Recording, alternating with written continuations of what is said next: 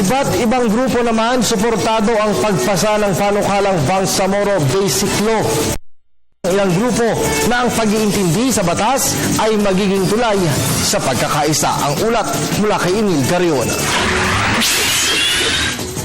Lalo pang magkakaroon ng pagkakaisa ang mga Kristiyano at Muslim kung bibigyan ng mas malalim na pagkakaintindi ang sitwasyon ng mga Muslim.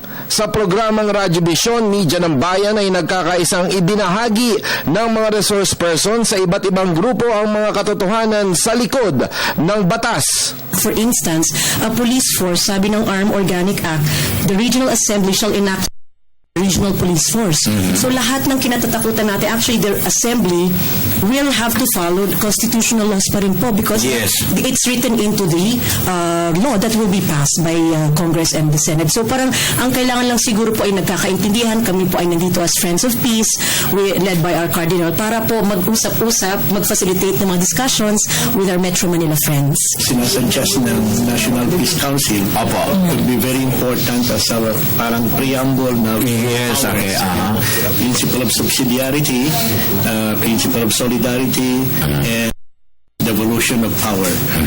Kung tatlo govern all the provisions, wala nang problema sa pag-intindi ng mga provisions. And then reword some of the provisions para klaro talaga that these agencies in the Bangsamoro are under the national agencies. Meron pong 4 na definitions na parang contentious na what is meant by Bangsamoro, what is meant by contiguous, what is meant by asymmetrical.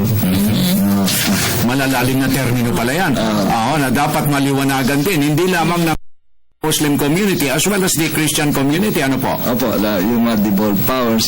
Kasi tandaan natin, itong Bangsamoro po, is utos ito ng Constitution. 2 utos. Pagkaroon ng autonomous region of Muslim Mindanao. At ikalawa, yung katarungang panlipunan o social justice and yung pag-unlad ng bawat isang Pilipino. Isang pangunahing sangkap ng batas ng Bangsamoro Basic Law ang pagtingin sa sustansya ng batas at hindi lamang sa mga salitang pinagdedebatihan. Ito ay ang ayunin ng batas, mga prinsipyo at ang pangmatagalang mabuting epekto. Para sa Telebisyon ng Bayan, ako si Emil Carion.